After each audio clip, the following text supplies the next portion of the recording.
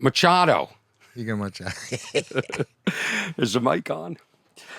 Episode 170, What's Wrong with Orny Adams? My guest today, Rigan Machado, very hard for me to say because I want to say Rigan Machado, is widely regarded as one of Brazilian Jiu-Jitsu's living legends. Oh, thank you. An 8-degree red belt. Yes. I didn't even know you had red belts. No, in Brazilian Jiu-Jitsu, we have the belts like blue, purple, brown, and black. That's the students. After that, you have the master's belt, which is the coral belt, the red and white, and the last one is the red belt. The last one is red. Yeah, all red. But most of the people who get the red belt have to be over 7 years old or 72 years old, have to be a history, you know what I mean, on the sport to be a red belt. So did I get it right? You're an 8-degree red belt? Yes. You're a highly ranked master, probably grandmaster, right? Yes. Dominant competitor in his era, prolific teacher, Thank you. and influential figure in spreading BJJ, Brazilian Jiu-Jitsu, both in sport and popular culture. Started training at the age 5 in his cousin's garage in Brazil, who happened to be the Gracies. Exactly. A name that even I know, who knows nothing about MMA, Jiu-Jitsu, UFC. I'm a casual viewer, lover of it. Do you watch UFC? Do you like watch? I do. I love it. Oh, good. I love it. But here's even more impressive. His professional tournament fight career, an astonishing record of 365 wins, 0 losses. Now, in Brazil, I have accomplished 2 success accomplishments. I have more than 365 fights. I have close to over 700 fights. But hold on a second.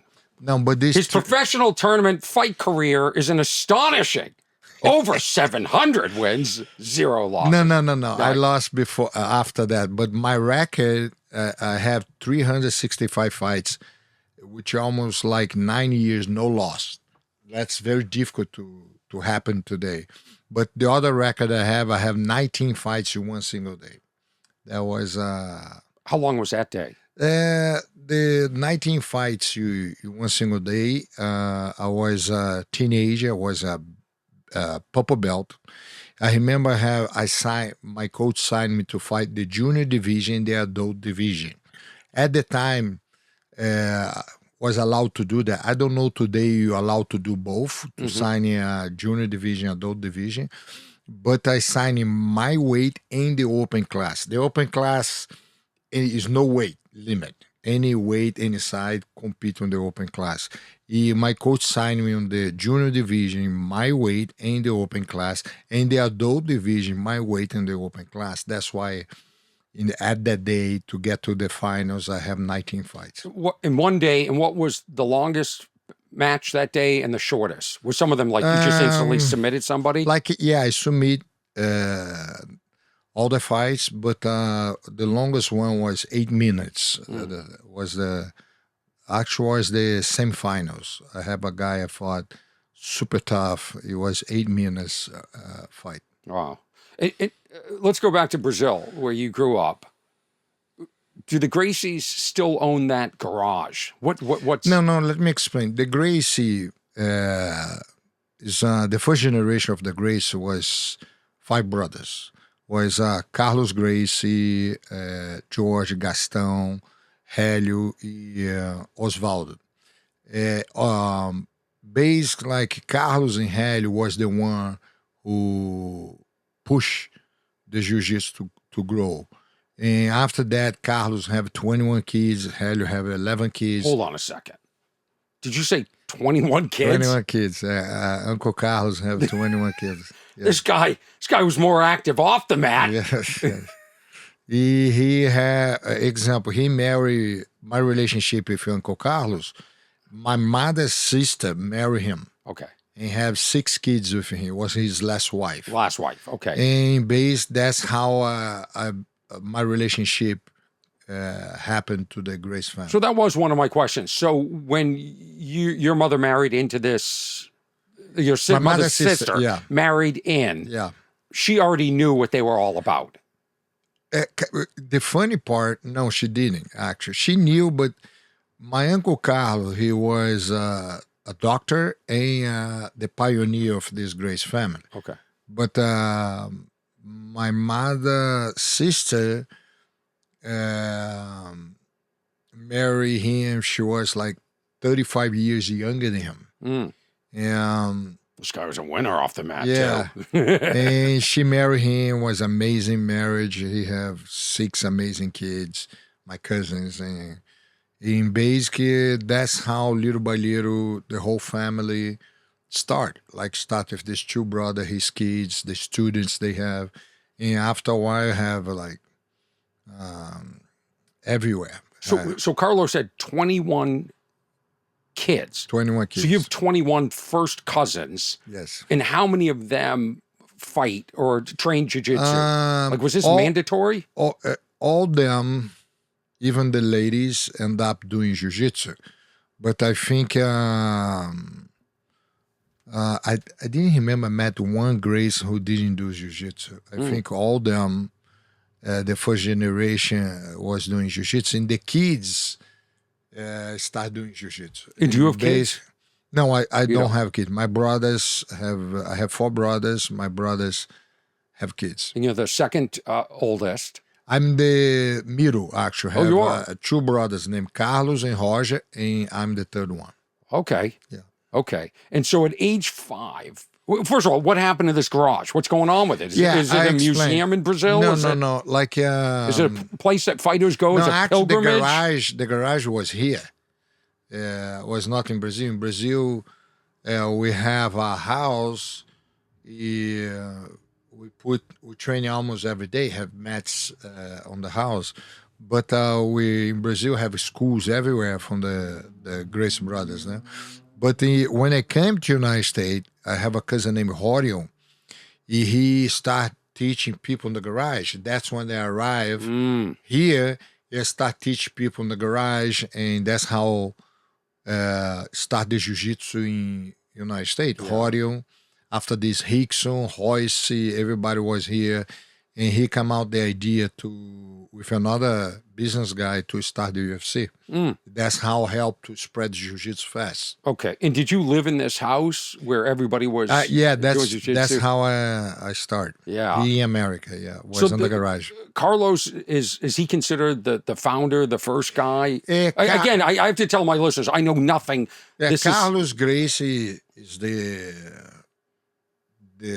master was the pioneer, but his brother, the younger brother Helio, was the one who I believe pushed the most, because growing up, Helio was the one who was pushing jiu-jitsu to grow. Yeah, with his kids, his nephews. Yeah, and so they take jiu-jitsu, which I have the lineage here. It started with Igoro Kano. Jingoro Kano. Jingoro Kano was judo. Very famous in judo, pioneer in judo, was one of the masters in Japan. But the guy who taught my uncle was Maeda Koma. He was an ambassador, represent Japan in Brazil, and my Uncle Carlos was his student. Okay, and then who is Sunehiro Tomita, Mitsuyo Maeda? This is what they said. It goes from these guys then to Carlos Gracie's, Helio Gracie. That's why Koma, Maeda Koma. Okay. Yeah, that's his name. Okay, and then I call it Rolls Gracie, but it's... Rolls Gracie was my coach, actually. Okay. Was Rolls Gracie one of the oldest kids from... Not the oldest, but one that the kids who... He and Carson Gracie opened a school in Rio de Janeiro, Copacabana, and they based the major pioneers to push the new generation to do jiu-jitsu. The second generation. What did the Gracies, Machados do to jiu-jitsu that is so different? What was, and it was a conscious decision to take jiu-jitsu and make it something different, make it uniquely Brazilian, or did it just happen through the process? What weakness did they see in jiu-jitsu? In Brazil, we never call Brazilian jiu-jitsu. Never. We call jiu-jitsu. Mhm. I remember Horion take us to train with people from everywhere. We go on the Navy SEALs to train with the Navy SEALs. You go to the Olympia team in judo. You go training every college wrestlings and stuff to see the different styles of grappling. And basically because we focus 100% on the ground fight in Brazilian Jiu-Jitsu, almost 95% is on the ground, people start, that's not the American Jiu-Jitsu or the Japanese Jiu-Jitsu. This is different. This is Brazilian Jiu-Jitsu. This was how separate what we do to the other type of Jiu-Jitsu. It basically people start called Brazilian Jiu-Jitsu. But how is it different? Is it We more on the ground. We take the fight to the ground. okay? So And that's you how- sweep the legs. Yeah, Bring we them try down. take you down. When you get to the ground, we try submit you. Try get you in a choke, on bar, or anything you can make you to give And what's up. the other jiu-jitsu doing? The other jiu-jitsu, like example, have so many different jiu-jitsu, almost like a throws, look like Aikido. They have things like that kind of different style of. Yeah. They focus a lot of in wrist locks and things like little bit different. I met so many other guys in different styles of jiu-jitsu. They said, no, you're not doing my jiu-jitsu. Your jiu-jitsu is different because you guys try to take the fight to the ground. Right. What was your move? What was your strongest submission? Armbar. Ugh, Armbar, yeah. that one's hard to We watch. have two submission arm. One is called arm lock when the arm 9 degrees. When the arm is straight, is armbar. Armbar was. You ever break somebody's arm? I broke in competition. I was competing 2 times. I broke 1 time in Brazilian Jiu-Jitsu competition. The reason, because I was so pumping the adrenaline when I saw the arm, I went too fast, and the other guy didn't have time to tap right away, and I popped the guy's arm. And how do you feel about that?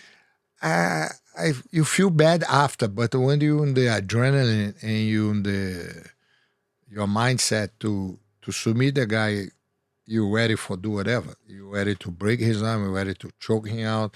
Is the checkmate is the submission. Yeah. You're ready to do it. And you describe going to the mat as going to war. Basically, like everything is. It's like you see a military training Marines, like the way they train the Marines to get focused, to get the weapon, to go to a battle. Yeah. It's the same basic principle for when you get ready to go to the fight. You train your mind, you train your body. When you go to the match, your mind is set for that. Yeah. And I think that's how a good training. Everything comes from how you train, how hard you train to go to war. Yeah. And you just want to, like you described, you fought your cousin and mentor Hixon, right? Yes. Okay. And you even, this is a guy that you love, that you're friends with. Yes. And you described it as you wanted to smash his face into the mat. It's a war. It's like it's almost for me. I learned how to click. It's almost like a switch. You like have 2 Rigan. Have the Rigan who is a normal, and have the Rigan you go for the competition. It can be your best friend, can be somebody you love. It's not about that. When you click the switch, you go to the battle because you train it for do that. You train to go to war.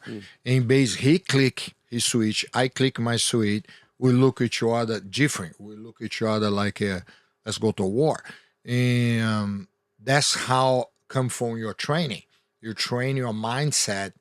When you step on the ring, that's when the click happen. You know what I mean? And do you have 100% control over the click? Can you? As soon as I step my foot on the mat, that's when my switch start. Yeah, like what I'm saying. Before that, I'm Rigan. I have the adrenaline. I try control the adrenaline in my system because the adrenaline, I love the adrenaline because it keep me sharp and focused. Yeah. But when I step on the mat, everything disappears. Okay. That's when I know I'm ready. I guess my question is, in real world, when you're out in the streets, does it ever click on and you can't control it? Like, is there ever a No, time you want to get into a you fight with can somebody? control. It's kind of when you train so hard to go to the zone. When you get in a street fight or something like that, you control yourself 100% because it's different. It's almost like some guys you're gonna fight. It's not the guys you compete. You have to understand that. When you understand, hey, I don't want to hurt this guy because I'm so well training in my chokes and my submission.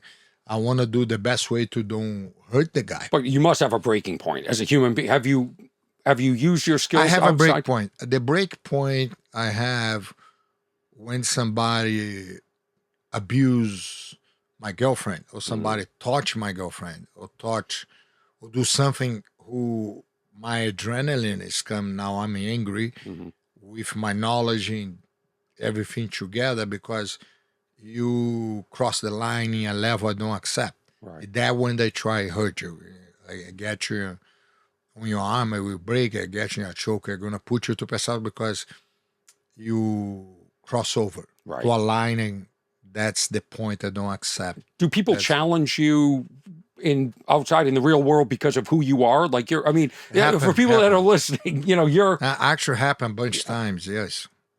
Yeah, they want to take down a Machado. Like in Brazil, I would assume this happened here. Here, yes. What type of person would challenge you, and where are you? Tell me the story. I give you an example. Before the UFC, my Rigan Grace, he marketed the Brazilian Jiu-Jitsu. Say, hey, we challenge anyone.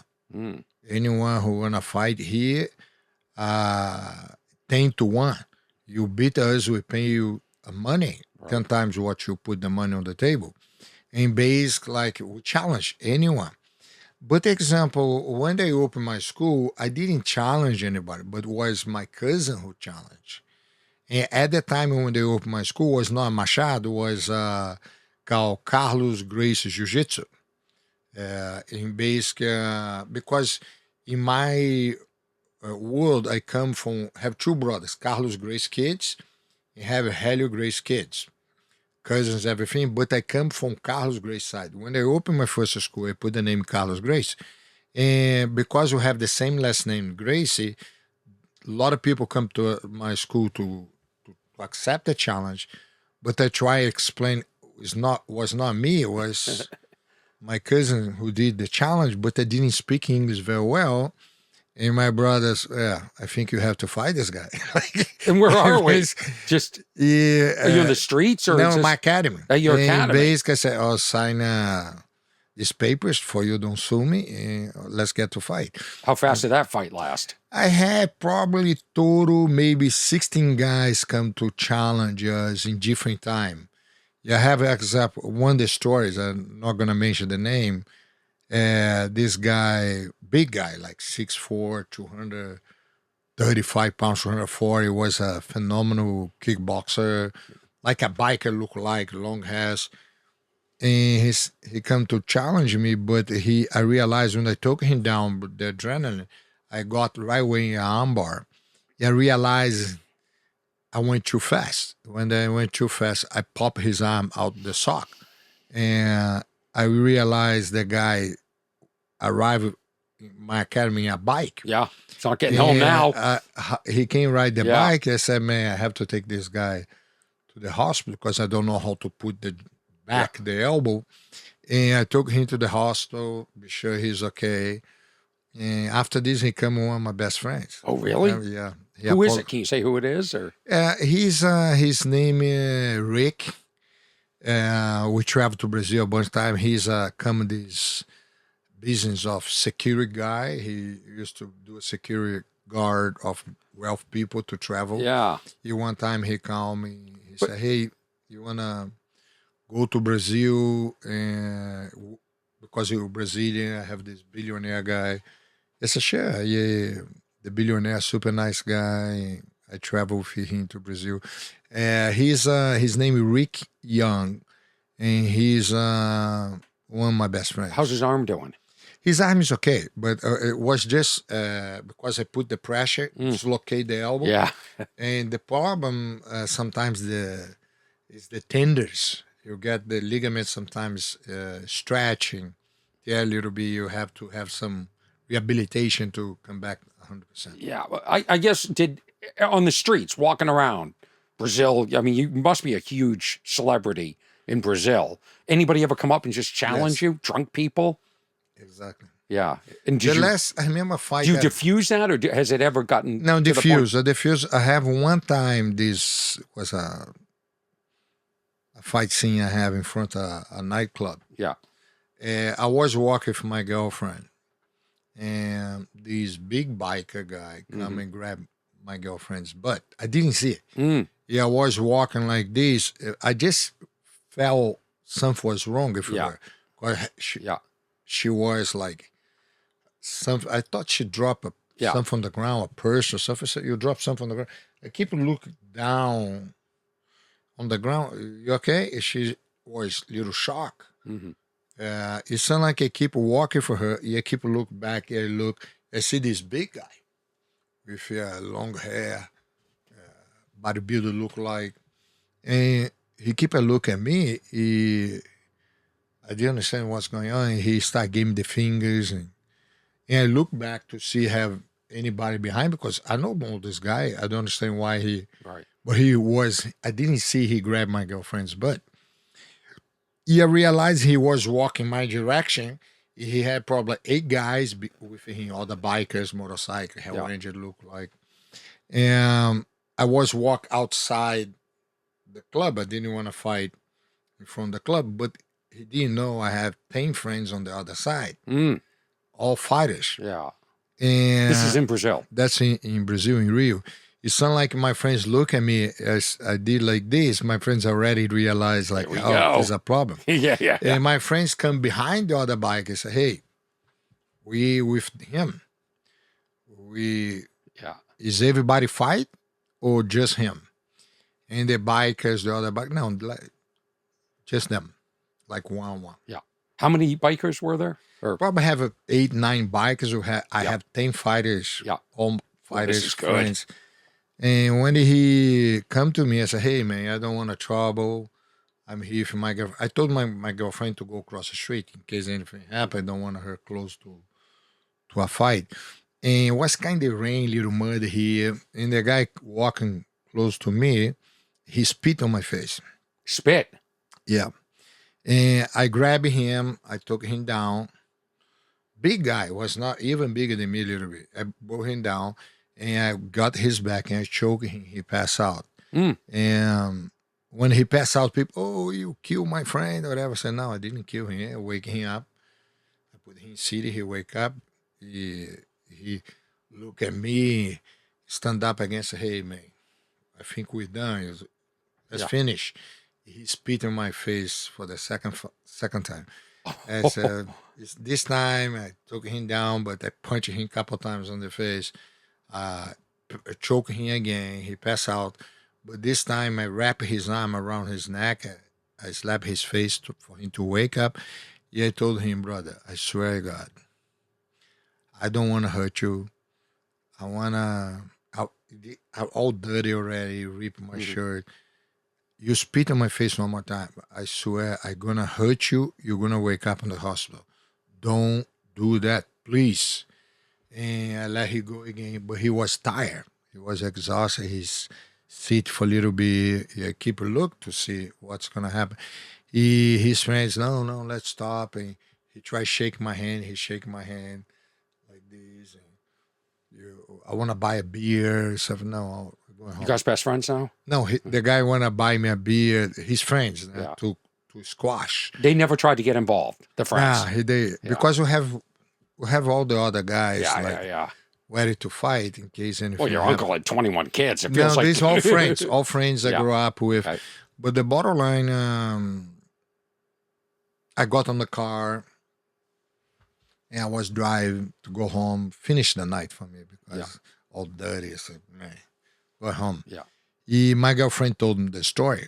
Like, or he grabbed his butt. Or, the guy probably was drunk. I don't know So what's. what was his motivation? Why is he I doing think he this? was drunk. My girlfriend was beautiful. And Somebody's just looking for trouble. yeah, he's drunk. Drunk. Drunk guy saw a beautiful girl, grab her butt. Didn't even think about. But you're not a small guy. You're formidable. You're big. Yeah, probably You know, didn't even saw me or something. I think when I was happy I didn't see it because I see he grab your butt, I will hurt him. yeah. I probably will punch his in the face to a point he remember not to disrespect another man's girlfriend. Would you break his arm? I will break his arm 100% because that's one thing I don't accept. When somebody do something like that, I want to hurt the guy in some way. Yeah. Because I don't accept somebody disrespect to that level. Of course. You know what I mean? I think he just me and he is one thing, but the moment you disrespect the woman next to me, I think it's a different conversation. Yeah. I just remembered this. Wen Chung. You took Wing Chun? I took Wen Chung in Wing Chun college. is amazing. And I broke a kid's knee or What happened? Tell me. yeah, me. you didn't know you're sitting next to a badass, Yes. did you? Look how excited you get. No, I want to hear. How did you break his Well, knee? I'll tell you how. kick? First of all, put your hand out. This is what they taught us, okay? So this is when you were telling the fight, I thought there's got to be a way to let the person know immediately you're trained, don't mess around. So in Wen Chung, the instructor taught us to do something like this. Yeah, break the wrist. Yeah, but they go to their knee immediately. Yes. So like that was like, just go like that, put them to their knee, and you'll end most conflicts like that. We were doing some sort of, so Wen Chung is very flowy, right? It's very sort of like you do grappling like this. And then you take somebody to the ground and you do like some sort of leg lock turn. And the person who you're partnered with has to absolutely submit and roll with you or otherwise. And Yes, I agree. so he didn't. He resisted. And I was just doing what you're supposed to do. Yes. And I snapped and dislocated his knee. So, you're not the only one. Yes. Self-defense, But baby. what's interesting is I had no recollection of that story or memory or not thought of that until I was talking to you, because I thought, well, there's got to be a way to say to somebody, hey, guess what? I kind of know what I'm doing. And, for me, it was that lock. No, that's leverage. Yeah. That's, Yeah. If I saw you light up, you're like, yeah. We should tell everybody how we met. we have to go out and dress. Let's go fight some guy. Yeah. No, kidding. You're a tough guy. Like I saw you at Russell Peters' house. At the same time, I saw Master Andre Lima. Yeah, Andre Lima, yes. He was on this podcast 2 episodes ago. Yeah. And he overheard us having a conversation. Wow. I sort of, you're very quiet.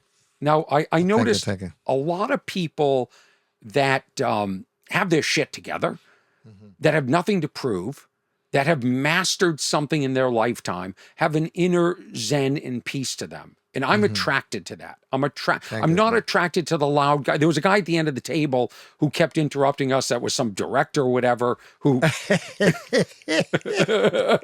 that guy who turned out to be a fraud, you know? Yeah. I mean, Did you do a background check on the guy? I mean, we all once at one point you left, and then we all went outside and had cigars, and we were just discussing this guy because we were in the middle of a great discussion. So we're at a table, we're at Russell Peters' house, who's a great comedian, great guy, and we're all sitting there. A lot of people. Pauly Shore, Pauly Shore is amazing. He's amazing, great soul, and I've been going through something because I shot my 4th comedy special. Oh my goodness. That's congrats. Yeah, I did it all myself. I hired everybody, I funded it, and it also broke me. I've never been broken in my life by anything in my career. I've always had complete resilience. I'm the guy on the mat, pops right back up, full steam ahead, no questions. This was the only time I went down on the mat, popped back up, and it was like, shit's different. Friendships are different. I'm a different person. I see the world differently. There was a sense of enlightenment. You see a lot of, even with enlightenment, you can see negative, right? So I saw negative. I saw negative in a lot of people that weren't there for me. And the people that were there for me actually shocked me at the same time. People that should have come through for me didn't come through for me. And comedy has... I have a story for you after that. I think I agree with you 100%. Yeah, I'm a changed person, and I was drawn to you. And they said something somebody qualified you. They said, this guy's, you don't know, he's a legend. He's a legendary. He's one of the greatest jiu-jitsu Brazilian fighters ever. And I just started to talk to you, and I go, yeah, this guy's no nonsense. Because a lot of people I meet, most of the conversation, they're trying to prove themselves to me. They're trying to get me to respect them. I got him. You were taking in, very loving, very, like you have such a warmth to you. And I said, listen, I'm going to run this through this guy, what I'm going through, because I know you have the perspective to understand. In fact, the conversation was about preparing for a comedy special must be very similar to going into the ring or on the mat. That was the discourse that we were having. And Master Andre Lima overheard that. I didn't even know he was in the room. He must have been outside listening, and he was intrigued and came up to me in another room and said, hey, I want to continue this discussion with you. I had to get up and leave because that director kept interrupting us. It was a bit much. It was sometimes people need to just shut up and listen. He mean well. He's not a bad guy. I like him. I think I dislocated his knee later in the night. I didn't want to tell you. I used my Wen Chun. No, I think sometimes people insecure or something, they want to talk, they want to show. Because the room is amazing. You see Russell Peters, you see yourself, Paul Shaw, you see all the guys. And nobody know who he is. He want to prove himself. Hey, I'm somebody too. You know what I mean? But I've said this before so many times on my podcast. In real life, the most successful people are probably the quietest and listen the most because you learn from listening. And so I listen to you and I want to learn from you. And I think you said a second ago, what I was talking about in being enlightened and seeing darkness, but it's still light. You said, I have a story for you. No, the story I have for you is my father. I was in Brazil. This sport was the second biggest sport behind soccer. It's this sport in Brazil, Brazilian Jiu-Jitsu. I remember I have all kinds of sponsors. I was one of the top fighters at the time. I have hundreds of people hang out and go out. My father is a old-timer guy. I remember my father keep a look at me, smile, and stuff like that. I said, Father, what's going on? He said, how many friends you have? Oh, I have 1,000 friends. And my father started laughing. Yeah, he said, these are not your friends. He said, these people just want to hang out with you because you're popular, you're famous. But the bottom line, friends is a different conversation. It's a different... I start thinking my father is an old mind, you don't understand. And my father said, let me explain. I have maybe 3 friends.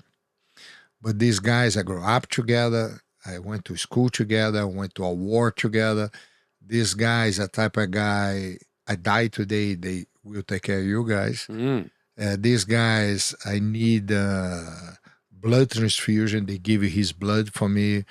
They do anything for me. That's a friend. The guys you have, the moment you broke, the moment you're not famous, the moment you need something from them, they disappear.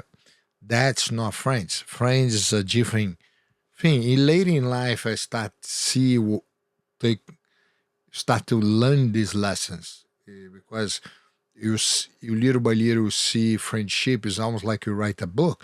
You build a history together. You learn how to trust the guy trusts you. It's like almost like this guy come like almost a member of your family, come a brother. You know what I mean? And that's was the lesson I learning from the conversation I have with my father that day, to understand the difference between people you hang out. It's almost like we classify like this. Oh, these guys are my friends. I hang out with them. These guys, he's my brothers. Right. When the guy introduced me, oh, this is my brother, I understand that's his real friend. The other guy said, oh, this is just friends. I understand, oh, this guy just hang out with Yeah. you. It's a little bit like, So if you had any moments in your life that sort of shed a lot of those acquaintances or friends that aren't your brothers. I have one cousin who I give my life for him, whatever he needs from me. He's a cousin. He do the same. I have this kind named Helium Gracie. Helium Gracie, we grew up together. We call the white brother because he was white, very white, blue eyes, and we grew up together You're like saying brothers. wide or white? No, he's a very white guy, White. but blue eyes. Okay. And we grew up together like best friends, Yeah. hang out, everything. Almost we live together. Yeah. And that's a brother. That's a guy, a friend. We always have this big history together, and that's a guy I consider my friend. The other friend, I have another guy named Marcos Santos. We grew up in high school together. We always talk every week. Yeah. He's a guy like anything I need this guy, he's the first one to come and help. Yeah. Guys like that, I value this kind of friendship because it's very difficult to have friends like this. Oh yeah, it's hard to find. I meet 1,000 people all the time, hang out, there's amazing people, but it's like friends, like a real friend, like a brother level is. But It's very rare. even if they're not brother level, they can still be there Friends, for yeah. you. Yes. They can still come through for Yes. you Yes. in the time that you need them and not disappoint you. And Yes. it was so cathartic. You know, imagine you prepare for a fight, right? It may, you know, I know the boxing world more. So I know the boxers will spend months training, getting into weight, Yes. going up to a Big Bear where there's altitude, whatever it takes for this one fight. Their diet, they're not sleeping with women. They're just so shooting a comedy special is almost like that, but for me, it's every like 6 years, so it's times 10. It's a monumental, once in a lifetime. It's my wedding, you know, and everything you want to go perfectly. So there's a lot of adrenaline, there's a lot of emotion involved, and so you want these people to come through for you, even if they're just acquaintances or casual. And Agree. you know, I don't know if I'm probably expecting too much from people. Yes. I probably should temper my expectations and just say, all right, I'm really on my own. Because when you get into a match, when you're on that mat, it's you and one other person. It's one-on-one, mano a mano. And that's what my entire career has been. It's been me. Mm-hmm. There's been nobody else. Very seldom do I have a corner person. It's a really lonely existence. It's tough. Mm-hmm. And I've dedicated my entire life to this one thing. You've dedicated your entire life Yes. to jiu-jitsu. To me, that's fascinating. And that was sort of what I was trying to get at Russell's house. When you dedicate your entire life to one thing, since age 5 for you, even longer than I've been in stand-up comedy, you know, for me, proportionally, what sacrifices have you made? Actually, it was not sacrifice. About it's like people say, "Oh, you gave your life." No. For me, was almost like the same like people like to play soccer or play some sport. Some people like to go surf all the time. For me, jiu-jitsu was like almost like ride a bike with your friends. Like example, we grow up is always what's special about what we do. You create this super cool relationship with the guy you train every day. Almost like a trust training, a chess game you play with them. More you train with the guy, more you become his friends. And for me, it was like that. I go to the academy to train because I have a great time with friends and cousins, and it was something who connect even better with my brothers because my brother one is a lawyer, one went to different parts and challenge of their life, but the jiu-jitsu was something belonged to us. So when we do the jiu-jitsu, we kind of come closer to the community. For me, it was more like fun. I was lucky. I love competition. I have at the time these cousins who like to push me to compete. Mm. And I like competition. I have great coach, a good environment to train every day. And I have these amazing coaches. Okay, you like competition? Compete. And they said, "Oh, have competition next weekend." Okay, let's go. Yeah. And base this kind of mix was what was lucky for me because I Right. never went to the academy, forced myself to go. I go over there because I love But to it's go. it's all you've ever known your whole life. I mean, you've made sacrifices. Did you ever get married? You No, I got was no, had I a never kids? sacrificed. I went to school. I graduated in business in Brazil University. I was married before. I everything I dream about to Huh. do outside jiu-jitsu I did. But Great. jiu-jitsu for me was like I go with friends to ride a bike or go Yeah, yeah. surf and hang out with friends. I never. What's changed my life was in United States because I never look at myself. Oh, that's my life. I'm gonna Yeah. live doing jiu-jitsu. I think it was Chuck Norris. Chuck Norris was the one who really want to push us to open jiu-jitsu schools and to stay in the United States. I believe Chuck Norris was the reason the Machado brothers is in the United States Wow. because I was ready to But go. he brought you. He sponsored No, you, or we met. I met him through a friend of mine named Richard North and another guy named John Will, which is my best friend Yeah. in Australia. They brought Chuck Norris. Chuck Norris, I said, "Oh, I love the United States, but I have to go back to my life is in Brazil." Chuck Norris said, "No, no, no. Let me show you something." He have a partner named Bob Wall, and they own a mall at the São Fernando in Encino. Okay, Encino, He California. brought me over there. Said, "You see this space over here?" I look at the space. Say, "Yeah, it's beautiful." And that's your school. Hmm. Yes, I Chuck Norris. I'm tourist, and this probably is gonna cost a fortune to rent, and I'm not allowed to work. He said, "My lawyer is getting your papers right now, Wow. and the mall owned by me, you're gonna open your school over here for free. You not have to pay rent." And I said, "Chuck Norris." Boy, I was like, I never heard about something Yeah, like yeah, that. yeah. Somebody be that nice. I looked to my brother. This guy's serious. He was serious. Next day he put mats at the academy for us, and he helped us to So the papers, and that's the reason all the yeah. brothers here. So he's legit. He can fight. Chuck Norris is I seen him training, but Chuck Norris is like a tough son of a gun. Yeah. He was. Let's not forget you I see him- dislocated a knee in college and went shot. Yeah, Let's yeah. not. Chuck Norris, the type of guy who he's a movie star. Yeah. He's this big star.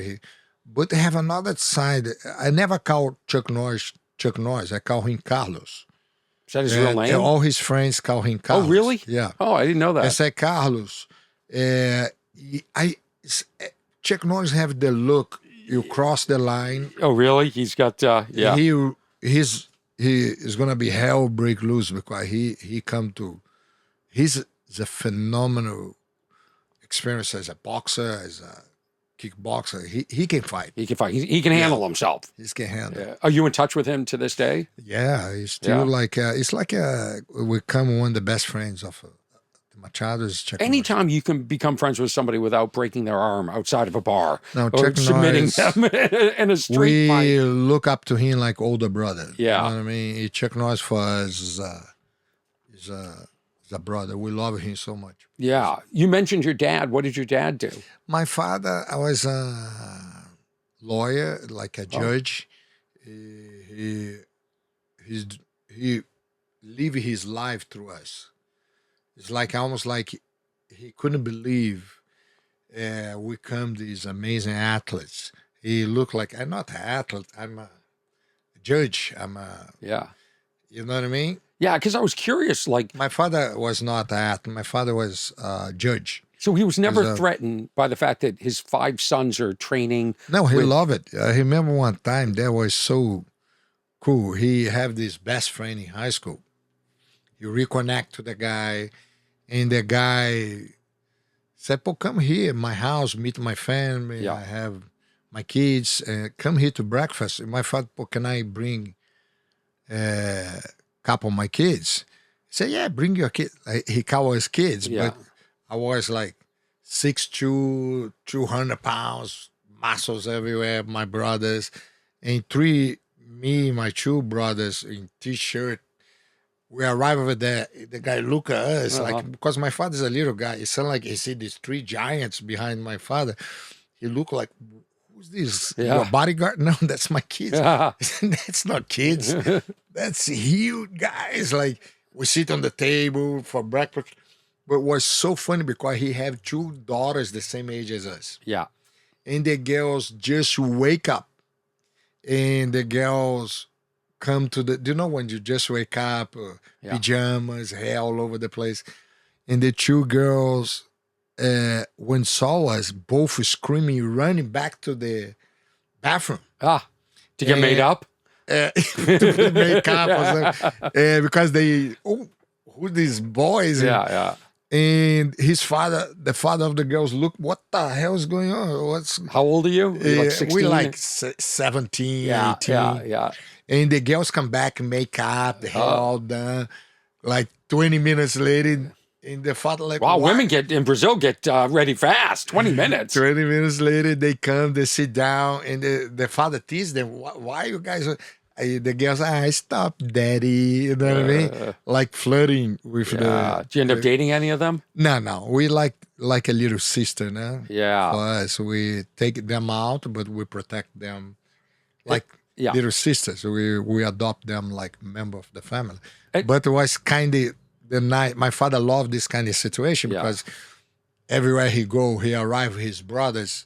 His kids. They create an impact like, oh, my kid is a world champion Brazilian Jiu-Jitsu, this and that. He must have been a strong, confident man that he wasn't threatened by his kids being trained by this guy who wasn't blood. It wasn't his brother training you. It was somebody that married into the family.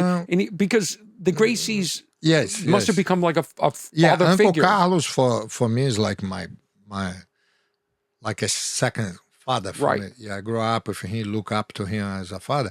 But my father is the most unique person I ever met in my... I never raised my voice to my father, the respect I have for my father. My father and his brothers is like come from a military family. His brother was a general for the army. And that kind of mentality was the kind of mentality he passed for his kids. It was funny because my father was not a type of person very affectionate, hugging or kissing, you know what I mean, his life, because he never had that from his father. But my mother was the opposite. She was very affectionate to us. And little by little, growing up, we kind of melt my father too. Because my father never had this love. The kids wake up and... Like example, every day I give my father at least 20 kisses and hugs. Oh, it's so nice. And that kind of cool relationship with my father was very unique, but I never raised my voice. And the respect I have for him, the way he raised me was very unique, very amazing. How so unique? I give you an example. One time I broke up with a girlfriend or something. I was like probably 15 years old or something. My father, why are you down? And I said, no, I'm broke up with my girlfriend. I'm a little depressed. He said, come over here. He took me to a room. He called my brothers, called my 4 brothers, and he said, do you know what's going to happen? I'm going to lock the door. Your brother's going to beat the shit out of you. And I looked, no, father, no, don't do that. And he said, I promise after your brothers beat the shit out of you, you're not going to be depressed. You're going to forget about.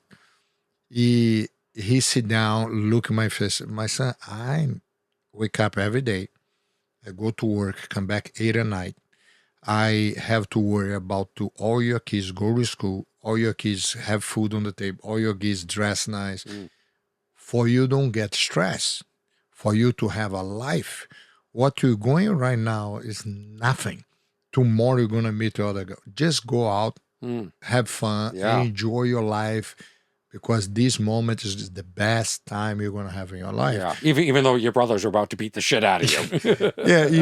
I'm going to tell you, after that, I never went to my father Yeah, you can't tell him that. To say like, Yeah. I was upset of something. Yeah. He looked to me like, what? Let's go to my room here. So they, You know? they never locked you in the room with your brothers, did they? You never? No, no. No. But this guy is like example, the relationship and the respect I have for my father. The minute you mention your father, your eyes lit up. It was No, like, my visceral. father Yeah, you have love was for him. always a good example. He give us an example as a man. Like example, my father example when he passed away, he left a lot of money for me and my brothers. In basic, I signed a paper and gave all the money for my mother. I said, I don't want any money of my father. And my mother looked at me, why? Yeah, I told Mama, listen here. The only thing I want for my father, he taught me to be a man. Yeah, I want all kind of son I gonna be to my father in case I accept the easy way. I want to have my own journey, my own steps, my own challenge. Yeah, I want to prove to my father I'm a man. He was for us. I want in future be this kind of man for my kids too. For my, that's basic was not just me, but all my brothers. My brothers never accept $1 from my father. We just want to show them we learn everything you taught us. Yeah. You know what I mean? You know what's amazing? I grew up like 2 sisters. Yeah. And one time, this girl dumped me in high school, and my dad locked me in my room with my 2 sisters, and they beat the shit out of me. You have big sisters. No, they're just more athletic. No, I got it. Yeah, no, I'm just, I'm a pussy. So I'm just, yeah. How your sister's older than you? I'm in the middle. In the middle. I'm in the middle. They have nothing to do with show business. They're very supportive. Actually, I watch you on the screen. The Teenagers Wolf. Yeah, Teen Wolf. Teen Wolf. Yes. I watch you're acting. You're an amazing actor. Oh, thank you. Yeah, I watch your performance, the coaching, how amazing character you play. Well, thank you. You are interest coach. Yeah. Yeah, I love that role. It was, it's amazing. Huh? Yeah, I got lucky. Sometimes in life, you get handed something, and that's the only thing I've ever really done and loved outside of stand-up comedy, but nothing beats stand-up comedy. Comedy is amazing. It's, and you mentioned the word adrenaline earlier, and I love that word. Yes. And I'll tell you why. Do you get adrenaline when you go my life nervous? is, I don't get, it's not nerves. Do you define adrenaline as nerves? No, adrenaline for me is the reason I love the adrenaline is not the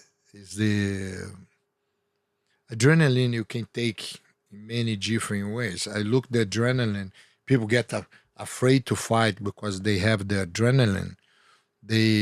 For me, I take the adrenaline because what I learn from the adrenaline, I get very sharp. When I have the adrenaline before the fight, I'm very focused and sharp. My eyes open and said, oh, that's great. I like to learn how to use the adrenaline for my beneficial, for the fight.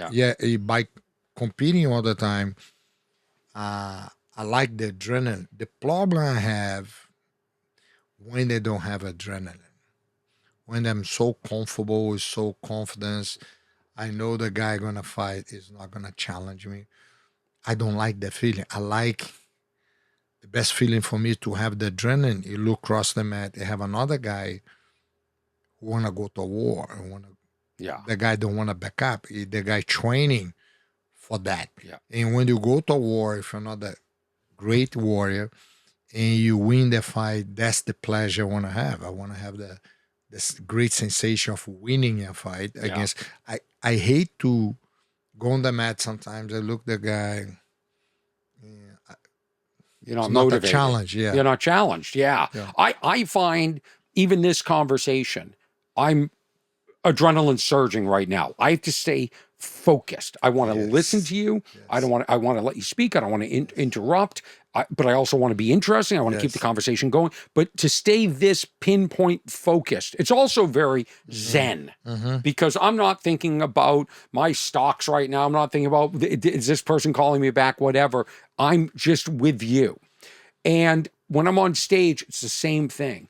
For an hour, hour and a half that I'm on stage, it's like I'm on top of that wave the entire time, and I have to stay on top of that, and I have to navigate, and where am I going to go? And when I'm done at the end of the night, there are times where I don't even have the energy to drive home. I have to sit in the parking lot and get the energy to drive. In fact, a lot of the times I'm the last person to leave the venue because I'm just on a chair, just like I can't move. And I have to get enough energy. And so one of the battles my entire career is this.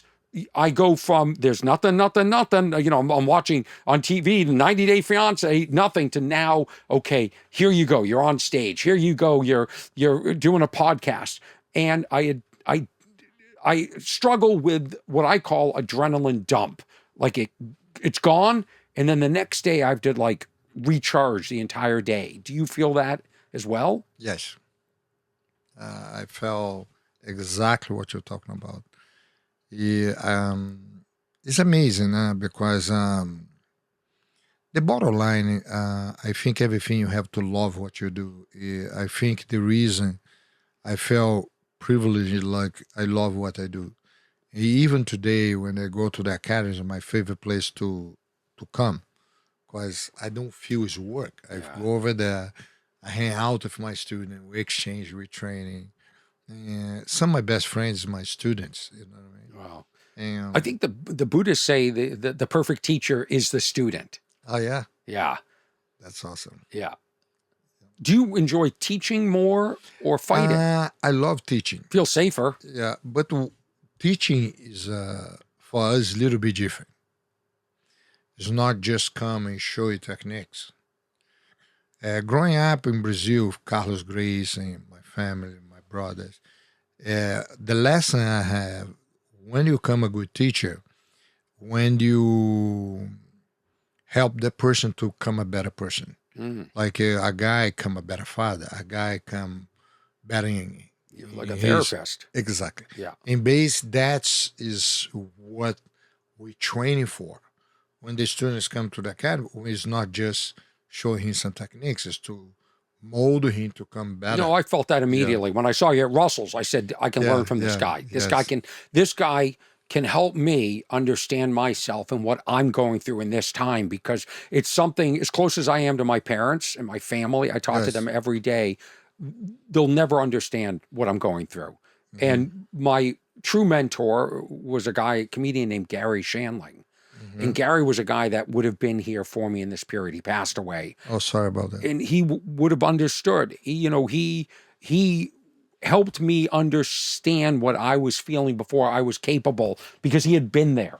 And it's a hard life in that sense. My parents give me amazing advice. My dad, much like your dad, as he's gotten older, has really become such a great friend and somebody who has taught me many things like empathy. My mom was always very loving and emotional, and he became more. So I feel very fortunate about that. Your father still alive? He's still alive. Both my parents. I'm very lucky. But I was watching you train somebody. I was watching a video. And what I don't think people like me and a lot of the listeners and a lot of people that don't understand what it takes to be a master is it's very technical. It's very like put your arm underneath, hook, put your chin down so he can't punch your face.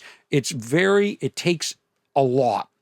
And I was watching it and I thought, I don't think I'd have the patience for this. And I don't know if what I'm circling back to is people don't know what it takes to do stand-up comedy great.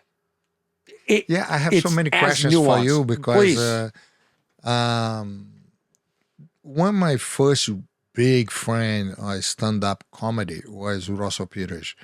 I met him. I didn't know he was famous stand-up comedy. Yep. I met him through a friend of mine, Chuck Zero introduced me him, and he was funny to me. He started speak some lines in Portuguese and stuff, and he want to train jiu-jitsu. We start have some jiu-jitsu lessons, and I remember I talked to the wife of one of my brothers. And when I mentioned his name, she come over here. This guy is super famous on. He started showing me his videos in YouTube.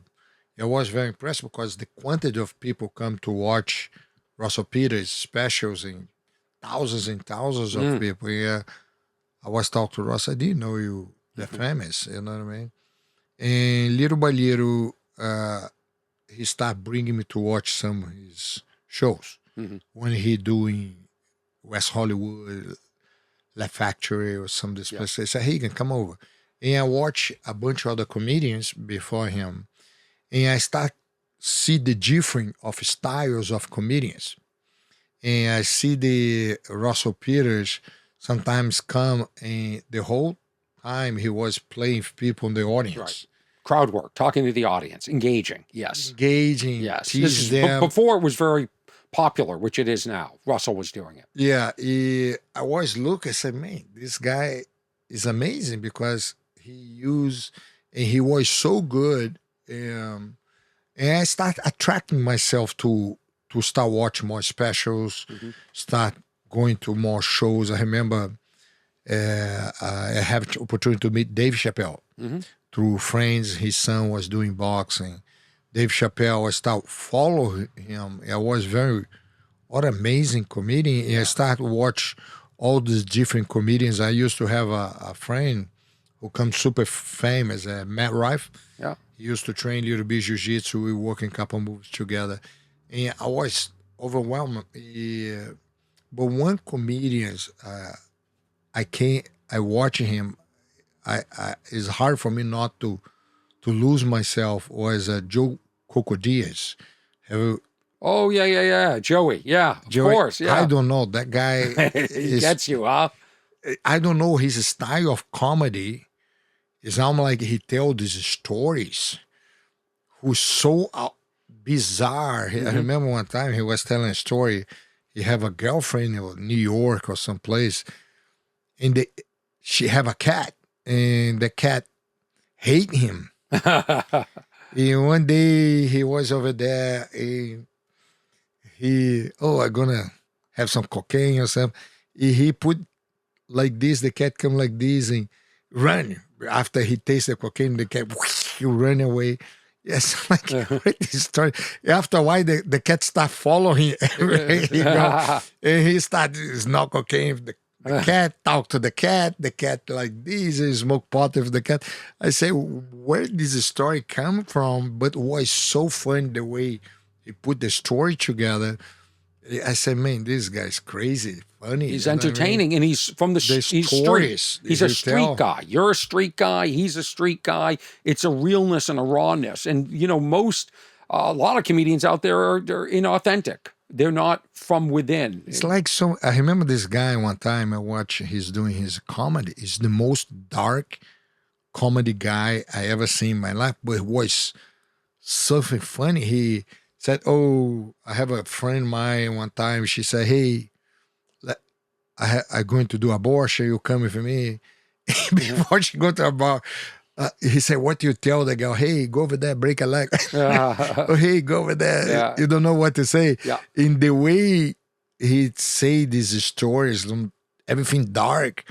I said, man, this guy's amazing. Yeah. Funny, you know what I mean? It's nice that you appreciate. It's appreciated because I see these different styles.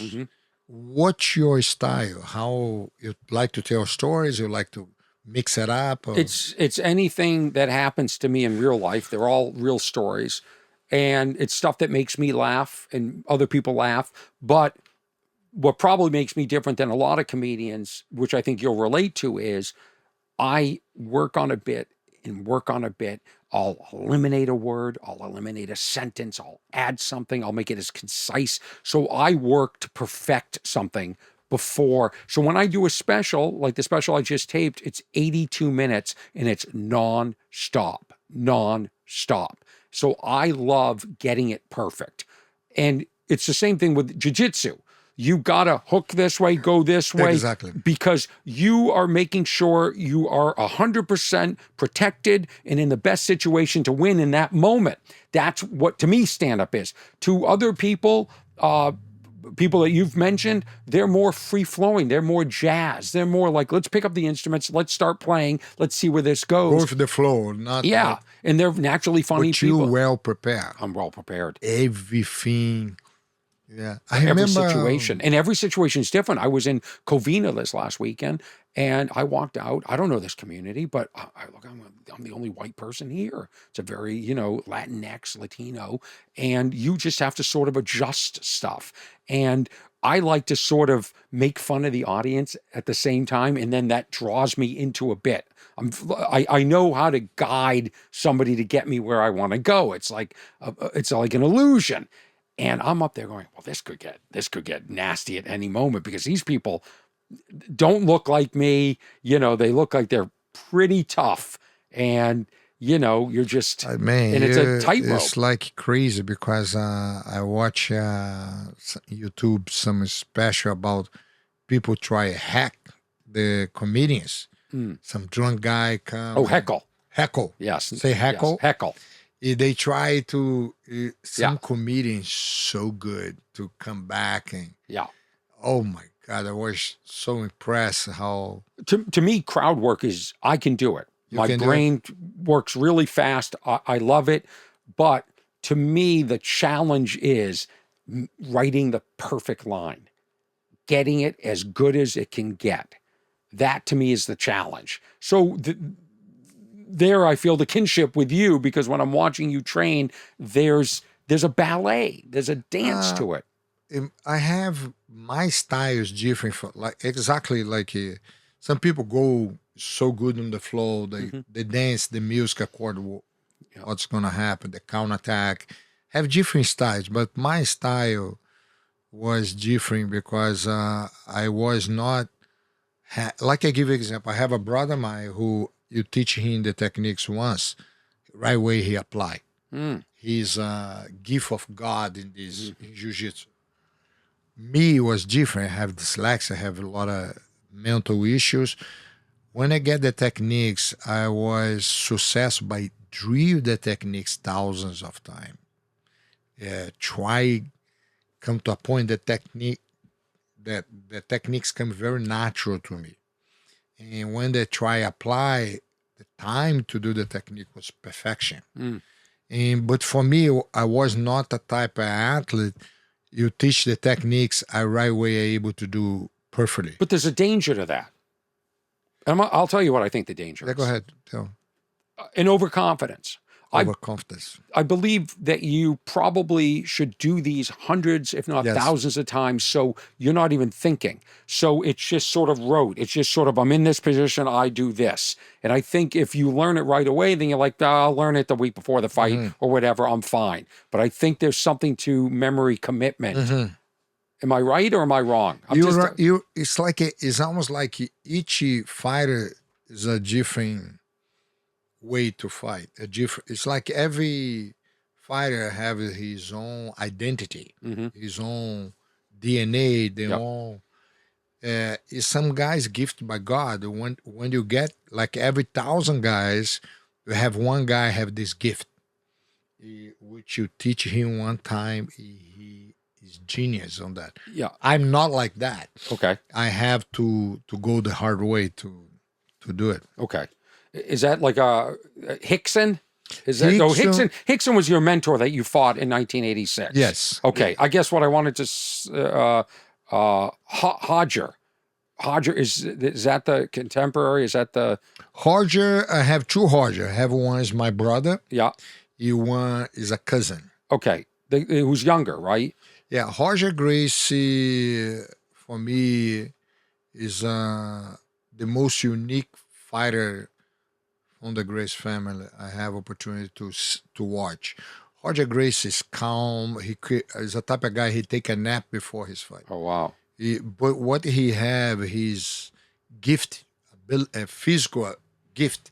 He's not only he's 6'4", 6'5", but he have this unique game. He look like anaconda. He's not very flash, but everything he do is very unique because his ability in his body type. He do things like he have a style of putting the pressure on the fight, and use his body ability together, and he's very calm. Yeah. He don't let things affect him. Yeah. I was, I got it. I was going to ask you about Hixon in that fight, but I don't want to. I'll tell you No, why. you can ask. No. You've told this story a million times. Hixon. And I saw you on a podcast called The Ageless Warrior, maybe. Yeah. It came out a couple of months ago. It's a fantastic interview. If you want to know anything about your history in the fighting, Thank you. it's a lot of the questions that I would have asked you today. And then when I watched it, I said, I got to find something else. I got to find I want to talk about Hixon because Hixon, in my generation, my time, was the best of the best. It's like you have best of competitor, but have best of the best. Like a guy who have all the qualities and abilities to be best of the best. It's not just the best of the best. The best guys in the world, he was better than all these guys. Like example, I grew up with Hixon. He come to my school, who have some of the toughest guys at the time. He go over there, let's make a line with 20 guys. These are toughest guys. And he beat each one. Go on the line. Oh, come next. And he beat everybody. Today, it's very rare to see people do that.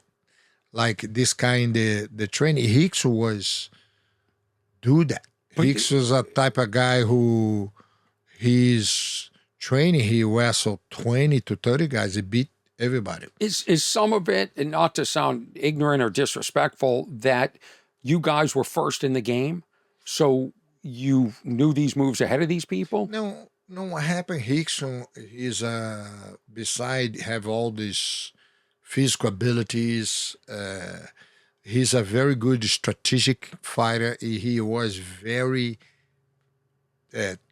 technical. His style of jiu-jitsu was very unique, very different. What happens when he fights somebody like that, it's tough because he's very different. Yeah. The guys you fight. You know what I mean? Yeah. It's like same like you used to be a boxer like that. Same like you got fight a boxer who fight in an angle you never seen before. I said, how I fight this guy? And Hicks was this kind of fighter. What I was lucky, Hickson was my coach. I have opportunity to train him, private lessons for him every week for years. And he started showing me this unique style he do. And his style adapt well for my body type. And basically it's very rare style because it's not beautiful like people flash, but it was very technical. You're very tight, very almost like you learn how to fight like anaconda. You wrap the guy and you squeezing him and you submit him anything you want. This kind of style was 100% created by Hixon Grace. But what was good, I adapt this style better than any other people I believe he coached. Yeah. And I believe I was lucky enough to have this opportunity. Well, when did you fight him? At what point? I fought him because... but where were you? Were you younger? Had you trained with him at that point? Yeah. You had. So you knew each other. The problem was start with the newspapers. The newspapers, one day before, put, Higgins going to fight Hixon. Was not right. I was not fighting Hixon. We in different weight class, different things. But the problem, thousands of people show up. In the whole country want to see that fight. Where was it? Was in Rio. But what venue? What type of venue? They could thousands like, of people. Probably have like 5,000-6,000 people watch on the, and have probably like national TV cover the event. But the problem was not that. The problem, the organization, they sponsor said, man, everybody have to see this fight. And they did a mistake to put on the newspaper, Higgins going to fight Hixon. And the next day, pressure from the sponsor, pressure from the TV, pressure. People come to, in case that fight is not going to happen, it's going to be a problem. Right. And how we fix that? And say, hey, you have to put the guys to fight. But how are you going to fight two cousins to fight the student, the teacher, the cousins to fight each other? Great story. Yeah, he basically talked to Hixon. Hixon said, "What, crazy, I'm not going to fight Rigan. Rigan is my little cousin." Well, how did it And leak that you were going to it fight? was a mistake from the Mm, organizers mm. and It things doesn't like, sound like a mistake to me. Sounds like they knew yeah, what they were doing. probably they knew what they're doing. But what happened come to a point, me and Hickson have to talk to each other, Hickson Higan. We have to fight. I was telling Hickson, I love you, you're my idol, you're my coach. But I swear to God, I step in the ring, I have to click the switch. I'm gonna look you different. And that's what Hickson wanted. They said, okay, let's go to war. And that's what happened. Both went to war. Mm. And the fight was a warrior, like one after another. But Hickson was, I left a lesson I have with Hickson. Hickson was very strategic person, which I was missing on my game. What means strategic? Strategic, he's know I gonna come super aggressive. He keeps surviving and resist all my attacks. Tired you out too, right? After a while, I have to stop. When I stop, I put all the gas on the tank to come a sprinter. Hickson was more waiting like a marathon runner. So, oh, now it's my time to come back. When he come back, he won the Mayweather, fight. right? Exactly like Mayweather and McGregor. McGregor at the beginning, box. And Mayweather just defend, he wait for the right time. Now is my time. Yeah, And he didn't have nothing left. yeah, You know what I mean? yeah. Muhammad Ali did that too, right? With the rope a with dope. yes. Yeah. What were you gonna Was say? George Foreman, right? George Foreman, Muhammad Ali. Was that the Yeah. Rumble in the Jungle, or Yeah, is that the something one? like that. Yeah. No, Rumble in the Jungle was one they fought in Africa. And I remember watch a documentary about everybody thought Muhammad Ali no chance. Yeah. George Foreman is gonna kill him, but he keep defend. Rope a dope. Yeah. And Tire him after a out. while, when he come back, the other guy was gassed. Yeah, yeah. And that's when he come back. And there's the other thing you can learn from boxing. Well, Mike Tyson said everyone has a plan until they get punched in the face. That's always a great quote. But, body shots, they're not glamorous, but you work that body in the early rounds, they pay dividends later when the person's Exactly. tired because you just want to see someone knock their head off, Exactly. which is very different than your sport. Like, it's like you want to kill somebody, but there isn't face punching. Like, face punching seems gratifying. So it's a very different, jiu-jitsu is very different. My coach, Horse Gracie, Mm-hmm. I remember once a week, he did something super cool. He bring guys from different style, and he put the gloves on the guy and say, "Hey, you have to clinch the guy, take on the ground, submit." But the guy was allowed to do whatever he wanted. Yeah. He can punch, kick, and you go through that because he want to teach us not to use jiu-jitsu as a self-defense and use jiu-jitsu for a fight. Yeah.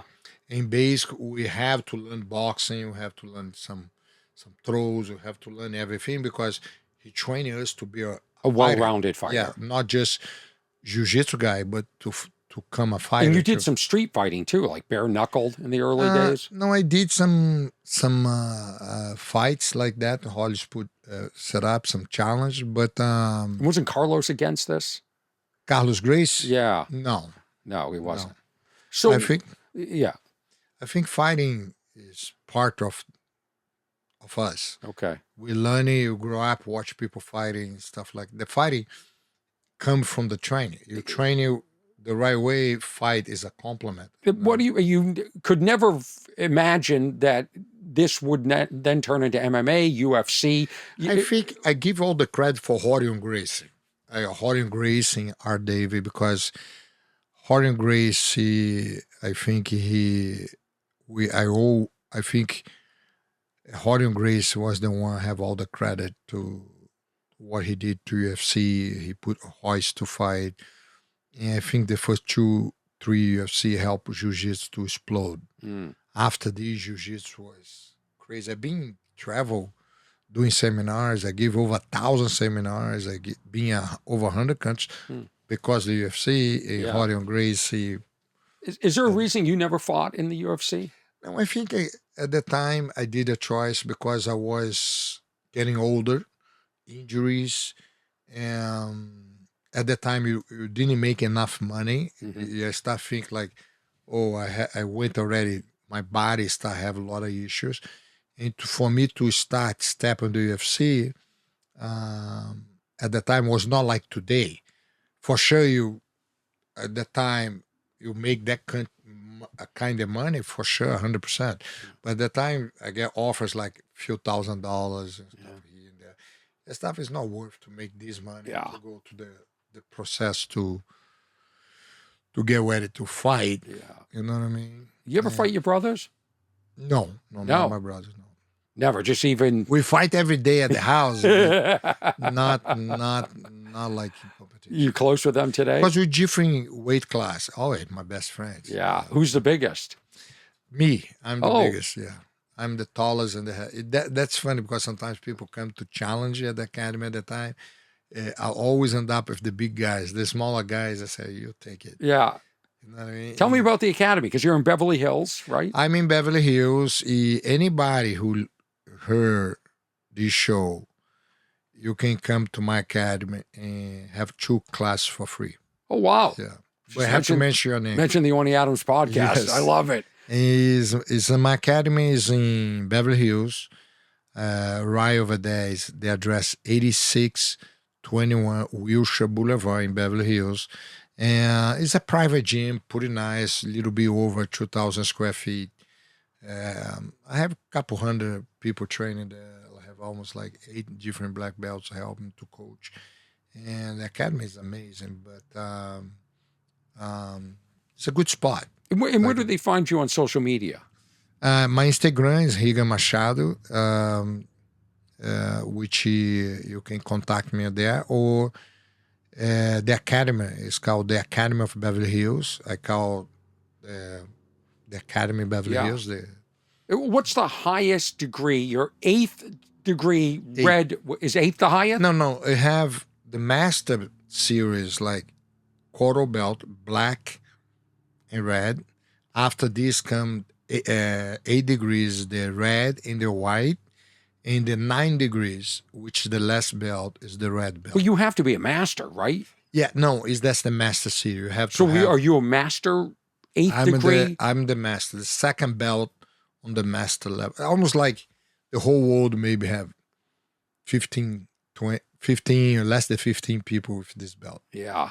I mean, it's an honor to be talking to you. You're just... it's a pleasure, honor for me, because my goal now in the future is to have a chance to work with you in some movie. I love that. Well, you did John Wick, right? John Wick. John Wick 2. Was John Wick 2, I have opportunity to come friends of the director. Okay. The director, he just finished John Wick 1, and his partner started doing another movie.